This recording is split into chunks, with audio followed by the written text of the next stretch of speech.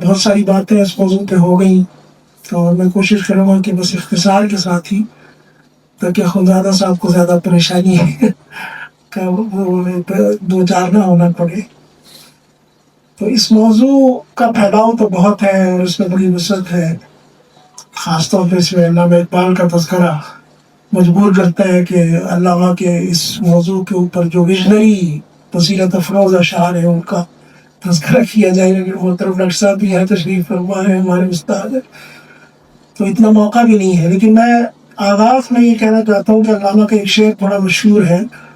کہ جس میں انہوں نے یہ کہا تھا کسی زمانے میں کہ تہنا ہو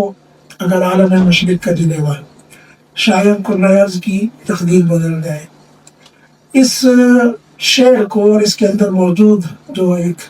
ویژن تھا، بدقسمتی سے اس کو عالم اسلام کی لیڈرشپ نہیں سمجھ سکی، اور انہوں نے اس سے کوئی فائدہ نہیں اٹھایا۔ اس شعر کو پڑھا، بس اس پڑھنے کے بعد انہوں نے کتاب بند کر دی، لیکن مغربی مفکرین نے اس کو سمجھا اور ویسٹ نے اس کو پوری گہرائی کے ساتھ سمجھا، اور ہم نے یہ دیکھا کہ 60s اور 50s کے اندر ہی اس پہ کام شروع ہوا وہاں پہ، اور تہران کو انہوں نے اپنا تھانہ بنا لیا۔ ہم تو نہیں بنا سکے اس کو اپنا دارالحکومت، لیکن انہوں نے اپنا پورا یعنی نصف قرۂ ارض کو کنٹرول کرنے کے لیے تہران جو ہے وہ امریکہ کا ایک سب سے بڑا اڈا تھا اس پورے خطے کے اندر۔ جو انقلاب ایران کے موقع پہ وہ سبوتاژ ہوا اور پھر اس سفارت خانے کے اوپر قبضہ ہوا، اور پھر وہاں سے جو دستاویزات نکلی اس نے اس بات کی تصدیق کی کہ اس پورے خطے کے اندر امریکی استبداد اور امریکی فسطائیت کے برقرار رکھنے کے لیے تمام کے تمام منصوبے، ان کی امپلیمنٹیشن اور ان کی نگرانی وہ اسی سفارت خانے سے ہوئی تھی۔ تو ایک تو یہ میں اپنا ویسی تو مجموعی امت کا ایک سخن، ایک نقص جو ہے اس کی طرف نشاندہی کرنا چاہتا تھا، اور اس میں علامہ اقبال کے ویژن اور بصیرت کا بھی ذکر جو ہے وہ اتفاق سے آ گیا ہے۔ ہمیں البتہ 79 میں ایرانی انقلاب کے بعد عالم اسلام کو دوبارہ اس بات کا موقع ملا کہ وہ تہران کی اہمیت کو سمجھے، لیکن بدقسمتی سے وہ بھی ہم نے ضائع کیا، اور بجائے اس کے کہ ہم اس انقلاب کی روح سے فائدہ اٹھاتے اور اس کے نتیجے میں کوئی زندگی پیدا ہو جاتی عالم اسلام میں، ہم نے اس کو نفرت اور تعصب کی بنیاد پہ لے کے ان کو شیعت کا تانا دے کے اپنے ہاں اس انقلاب سے بچاؤ کی تدبیریں شروع کر دی، اور اپنے ہاں دفاعی یہاں پہ کوششیں شروع کی، جس کے نتیجے میں ایک بہت بڑا فساد پھیلا اور اینٹی شیعہ تنظیمیں کھڑی ہو گئیں، اور سنیت کے نام پہ تنظیمیں یہاں پہ کھڑی ہو گئیں، اور قتل و قتال گئے۔ ابھی یہ سلسلہ جو ہے وہ شروع، یہ ہماری دوسری آپ سمجھ لیں کہ ناقبت اندیشی تھی اور ہماری غفلت تھی، جس میں پوری امت مسلمہ وہ اس کے اندر انوالو ہوئی، اور اس کے اندر وہ تمام دولت اور ثروت استعمال ہوئی کہ جو امت مسلمہ کی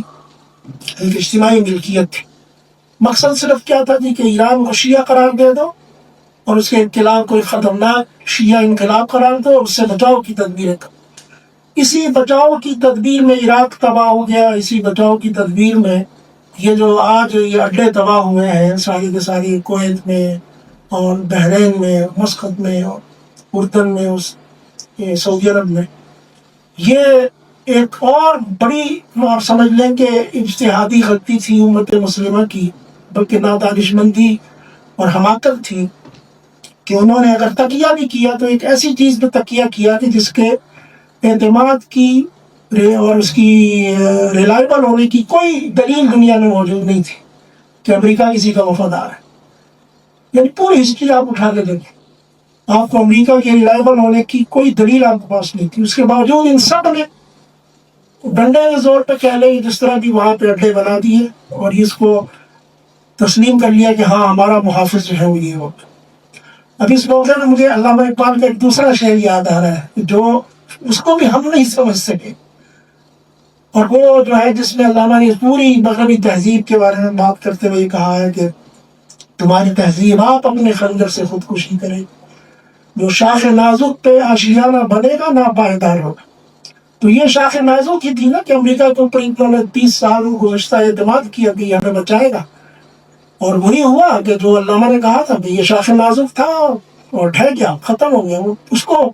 اپنا تحفظ نہیں کر سکے، کسی ایک اڈے کے اندر بھی وہ اپنا تحفظ نہیں کر سکے. اور اس وقت پورا یہ آپ کیوں کہہ لیں کہ نصف کرۂ ارض جو کہ امریکہ کی براہ راست نگرانی میں تھا ان اڈوں کی بنیاد پہ، وہ اس وقت جو ہے وہ محل خطر میں آ گیا ہے. امریکہ گویا کہ وہاں سے بلائنڈ ہے، اور وہ اسی بنا پہ امریکہ جو پیچھے ہٹا ہے تھوڑا بہت، اس کی وجہ اور نہیں ہے، اس کی شیطنت اور اس کا جو شوق ہے مارنے کا وہ ابھی تک اسی طرح سے برقرار ہے، لیکن یہ کہ اس کے جو ٹولز ہیں اور اس کے بعد جو ذرائع تھے وہ مسدود ہو گئے. تو یہ اس کے بعد میں صرف 2 باتیں خود ایرانی قیادت کے حوالے سے کہنا چاہوں گا. باتیں تو بہت ساری کی جا سکتی ہیں کہ خامنہئی صاحب کا جو تذکرہ ہے اس موضوع کے اندر، امام خمینی کا تو خیر انقلاب کا لانا اور پھر اس کے بنیاد پہ اس انقلاب کو چلا دینا ایک ایسا عظیم کارنامہ ہے کہ جس کو ہم جدید تہذیب میں اس کی کوئی مثال نہیں دیکھتے. لیکن اس کے بعد ان کا امام خامنہئی کا ایک طویل عرصے تک عزم و ہمت کی بنیاد پہ اس انقلاب کو برقرار رکھنا، اگر اس میں آپ تلاش کریں 2-3 چیزیں ہیں جس میں امام خمینی کا بھی تذکرہ آتا ہے، اس لحاظ سے کہ وہ کسی جگہ میں نے پڑھا تھا کہ قائد جو ہے، لیڈر، وہ اصل میں وہ ہوتا ہے کہ جو قیادت پیدا کرے. باقی اس کی خوبیاں اپنی ہیں، وہ اس پہ 10 خوبیاں گنوائی جا سکتی ہیں، لیکن جو قائد قیادت پیدا نہ کر سکے وہ پھر قائد نہیں ہے، وہ وقت ضائع کر رہا ہے. تو جس لیڈرشپ نے اپنے جیسے پیدا کیے ہیں وہ کامیاب ہے. تو امام خمینی کی قیادت کی سب سے بڑی جو معجزاتی ایک کیفیت ہے وہ یہی ہے کہ انہوں نے نہ صرف خود قائد تھے بلکہ انہوں نے قیادت پیدا کی، اور ایسی قیادت پیدا کی کہ انہوں نے بے پناہ قربانیوں کے باوجود بھی اپنے چہرے کو انہوں نے نہیں موڑا. جس قبلے کی طرف انہوں نے منہ کر لیا تھا وہی قبلہ ان کا تھا. فسمى وجہ اللہ. یہ کیفیت ہم امام خامنہئی کے اندر بھی دیکھتے ہیں کہ انہوں نے جو خط انقلاب تشکیل پا گیا تھا اور عالمی شیطانی سیاست کے اندر انہوں نے اپنے لیے جو قبلہ متعین کر لیا تھا، اس پورے 30-40 سالوں کے اندر جبر کی بنیاد پہ، زور کی بنیاد پہ، دھوکہ دہی کی بنیاد پہ، پابندیوں کی بنیاد پہ، قتل و غارت گردی کی بنیاد، لیڈرشپ کی قربانی کی بنیاد پہ انہوں نے کبھی اس سے رخ نہیں پھیرا. انہوں نے کہا کہ نہیں، یہ ایک عزم اور ثبات قدم کے ساتھ جو کھڑے رہے وہ کھڑے رہے. یہی ان کی آج کامیابی کی ضمانت ہے. پارلیمنٹ میں دھماکہ ہوا، لوگ مارے گئے، اور ابھی آپ دیکھیں حالیہ زمانے میں کتنی بڑی بڑی قربانیاں انہوں نے دی ہیں، لیکن یہ کہ انہوں نے اپنے اس خط انقلاب سے روگردانی جو ہے وہ کسی طرح برداشت نہیں کی. یہ بہت بڑا اس میں سبق ہے ہم سب کے لیے. یہ جو اللہ تعالیٰ نے فرمایا کہ ان الذین قالوا ربنا اللہ ثم استقاموا